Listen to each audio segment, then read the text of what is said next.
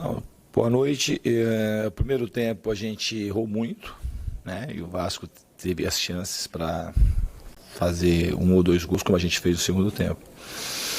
Estava torcendo para o primeiro tempo acabar para a gente poder corrigir no intervalo e corrigiu. E acho que no segundo tempo a gente fez o 2-0 de maneira merecida. A gente teve muito mais controle do jogo e teve muito mais a nossa cara. Em relação ao gol do Cano, de fato, é um gol antológico e não é uma coisa para ele, não é uma coisa casual, porque ele tenta esse tipo de jogada. Vocês veem de vez em quando nos jogos e nos treinos, sistematicamente, quando ele percebe o goleiro adiantado, ele tenta fazer o gol. Então é um gol com muito mérito, não é um gol de sorte. Tudo bem, Diniz? Parabéns aí pela vitória. David Sharp do Antenados na jogada. Eu queria que você comentasse sobre o preparo físico do Fluminense, porque deu para perceber, na verdade já dá para perceber que o Fluminense vem sentindo fisicamente nesse começo de temporada, nesses primeiros jogos. E, inclusive, no primeiro tempo o Vasco foi superior, teve 10 finalizações contra uma apenas do Fluminense. E aí, nas mexidas, o Vasco acabou cansando, se perdeu no segundo tempo, o Fluminense foi melhor no segundo tempo, inclusive é tecnicamente melhor, mas eu queria que você comentasse sobre isso, sobre a preparação do Fluminense física desde o começo a virada de temporada do ano passado para essa, e também sobre a ausência do Ganso, quanto o Fluminense é dependente do Ganso para criar, para jogar bem. Obrigado. Então, a tua pergunta ficou um pouco, ela foi responder, você mesmo respondeu a pergunta, porque você falou que a gente está sofrendo fisicamente, sendo que o segundo tempo a gente jogou bem melhor que o primeiro. Se tivesse uma relação, teria que... Trocou o quê? Não, mas você falou da parte física. Então trocou o Lima, corrigiu a parte física. Porque a gente teve muito mais intensidade no segundo tempo. Mas o Vasco cansou, o Fluminense cansou. Assim, a tua pergunta, você está respondendo a pergunta. Se o time tivesse cansado, como você falou, eu não sei de onde você tira, ou quem concorda com você, que um time joga mal porque está mal fisicamente. O Fluminense errou inúmeros passes, deu inúmeros contra-ataques para o Vasco e mostrou que está muito bem fisicamente, que uma das coisas que você vê que o time está fisicamente, não é que está muito bem fisicamente, está muito bem para se começo de temporada. Não está igual terminou. Você vê o tamanho da transição, os jogadores erraram uns 4, 5 passes no início da construção e o Fluminense voltava quase todo mundo dentro da área para defender. Então, fisicamente, foi o que o Fluminense teve de melhor no primeiro tempo, que foi o que segurou a gente talvez não ter tomado o gol, além de um erro ou outro técnico do Vasco. Então a gente está debatendo esse negócio, vocês estão querendo encaixar o que está acontecendo no jogo para falar da preparação física. Então vou repetir. Quando a gente fala assim que deu 50 dias, não foi 50 dias de folga. Isso aí é vocês assim meio que mentir para o torcedor. Não é real isso aí.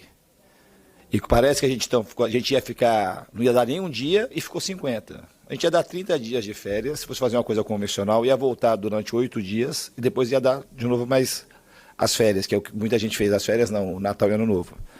A gente resolveu não trazer os jogadores esses 8 dias. A gente fez uma programação em casa. O primeiro foi uma cartilha sugerida dos 30 dias de férias. E os jogadores fizeram. Dá para ver como eles chegaram no teste, que eles foram testados antes de sair. Além de tudo, a gente fez todos os exames fisiológicos e clínicos da parte médica antes deles irem, porque se a gente volta esses 8 dias sem fazer isso, era 3, 4 dias para perder. Então nós estamos discutindo assim 4, 5 dias de treinamento. A gente, analisando de tudo que aconteceu, da pandemia, da Copa do Mundo, a gente achou muito mais coerente para não olhar só a parte física. Porque se fosse só a parte física, era melhor trazer. Mas, no geral, para o Fluminense encarar a temporada, foi muito melhor da maneira que a gente fez. E a gente ficar falando, se vocês quiserem discutir mais a parte física, eu falo assim do jogo. A gente não teve problema físico nos jogos. A gente tem problema físico de temporada, como o Vasco, como o São Paulo, como o Flamengo, como o Palmeiras, como todo mundo vai ter. Então, se a gente tivesse problema físico do jeito que você está falando, a gente não tinha suportado o primeiro tempo. No primeiro tempo a gente se garantiu na parte física. E no segundo tempo, a gente fez menos trocas e terminou fazendo 2 gols. Então, assim, a gente não teve problema com isso. Mas se quiserem ficar falando disso, pode continuar falando. Então, assim, a gente fez uma coisa muito criteriosa. Porque aqui a gente não tem, assim, meu maior prazer é trabalhar com os caras. Por mim, não precisava nem ter dado férias. Trabalhar todo dia, para mim, é um prazer imenso trabalhar. A gente fez isso porque era uma coisa melhor para o Fluminense, para preparar melhor o time, para poder dar alegria para o torcedor. Que a gente não está brincando para fazer o que é bonitinho, porque o jogador quer, não tem nada disso, gente. A gente está discutindo, então não são 50 dias de férias, são 8 dias que a gente podia ter trazido os caras, aí fazer exame clínico, coisa que a gente tudo antecipou para eles irem de férias, fazer teste físico que a gente fez também antes de ir, depois refez, e eles voltaram em condições boas, não voltaram igual eles terminaram, mas voltaram fisicamente em condições boas para começar a temporada. A gente não está tendo problema por conta da condição física. Não é isso. A gente, assim, hoje, o que a gente errou mais foi passe. Então, eu falo assim, ó, a gente tecnicamente foi muito. Se você fala assim, ó, o Fluminense foi muito mal tecnicamente. Diniz, você foi muito mal taticamente e tecnicamente foi mal no primeiro tempo, eu vou concordar com você. Agora, a gente voltar a querer encaixar uma coisa que não encaixa. Não tem nada a ver com a parte física, principalmente no dia de hoje. Bom, sobre o Ganso, ele é um jogador importante, ele faz falta, mas a gente sabe viver sem ele. Então, a gente ganhou um clássico importante por 2-0. Se fosse uma coisa assim que... Agora fala assim que ele não faz falta, eu já falei 1000 vezes, a gente tem o prazer e a alegria de contar com o Ganso, que é um cara que tem genialidade. Então poder contar com ele sempre é bom. Eventualmente, se ele não jogar, a gente vai ter que se virar como se virou hoje. Boa noite, Diniz. Eu aqui. Max Pimenta, da Sintonia Esportivo. Primeiro, parabéns pela vitória. Aproveitando o gancho da pergunta do Ganso, hoje você optou pelo começo do Arthur, o garoto da base. No segundo tempo veio o Lima. Queria que você fizesse uma avaliação, por favor, sobre o rendimento do Arthur, se foi dentro do que você esperava, abaixo ou não. E a segunda pergunta é em relação a esse segundo gol do Ganso, do Cano. Se foi para você, na tua opinião, o gol mais bonito que você já viu ou como jogador ou também como treinador? Foi um dos mais difíceis, um dos mais bonitos e um dos mais difíceis de fazer, né? Mas como eu disse, não foi uma coisa casual, uma coisa que ele treina para fazer. Em relação ao Arthur, ele conquistou essa condição de ser titular pela maneira como ele entrou nos jogos e a maneira como ele vem treinando. E é normal, um jogador da idade dele, a gente tem que olhar pelo lado positivo, um jogador se colocar em condição, com 17 anos, de vestir a camisa do Fluminense titular e substituir o Ganso. E ele se colocou nessa posição. Obviamente que ele sentiu um pouco o jogo, talvez assim, pelo nervosismo da estreia, mas serve muito a estreia de titular, na casa cheia, clássico. E eu tenho certeza que o Arthur tem um futuro brilhante pela frente. Boa noite, Diniz, tudo bem? Meu nome é Marcelo Cunha, sou da Rádio Grande Rio. Eu gostaria de saber o seguinte, sobre essa situação do Ganso, né, que ele sentiu, não pôde atuar na partida de hoje. Eu gostaria de saber pela opção do Arthur e não Giovani ou até mesmo o Iago Felipe desde o início da partida. Obrigado. Então, como eu falei anteriormente, o Arthur ele entrou bem as partidas que eu coloquei ele para jogar e durante a semana ele se destacou muito nos treinos. Então ele ganhou a condição de estrear e de jogar como titular. E foi isso. Boa noite, Diniz. Davi Barros, do GE. São duas perguntas, até, na verdade. Primeiro, sobre o Cano, se ele costuma treinar esse tipo de chute do meio de campo, se ele acerta de vez em quando nos treinos. E também sobre a lateral esquerda. Você começou hoje com o Guga e também já tinha testado o Calegari, testado o Jorge. E tem o Alexander, de repente, voltando agora se você pensa usar o Alexander nessa função e desse rodízio na posição também, por favor. Então, na posição hoje, a gente colocou o melhor time possível para vencer o Vasco. Isso não quer dizer que o Jorge não possa jogar no próximo jogo. O Guga estava mais encorpado fisicamente, ele está mais jogado. O Jorge, como eu falei em uma das entrevistas para trás, ele tinha jogado a última partida dele, 90 minutos pelo Palmeiras, mais ou menos no meio do ano passado. Então, a gente sabia que o Vasco ia jogar em transição, que ele tem jogado assim, e o Peck é um dos jogadores mais perigosos nesse momento que o Vasco inicia a temporada.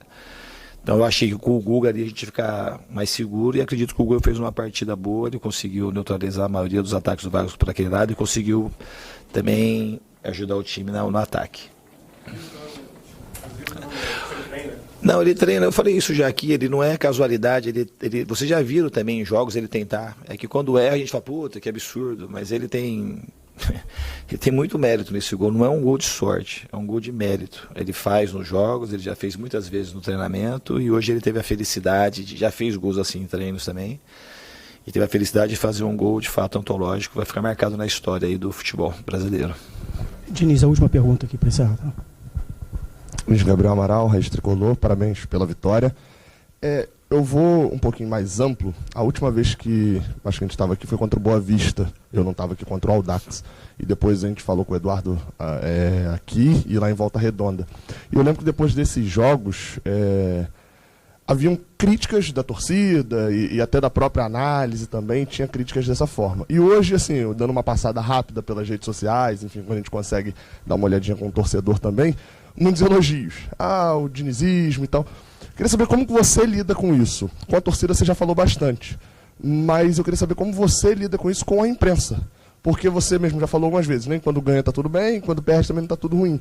Como que você faz para lidar com isso? E como você pensa também a questão da análise da imprensa nesse extremismo? Você acha que com você tem um extremismo maior do que com outros treinadores?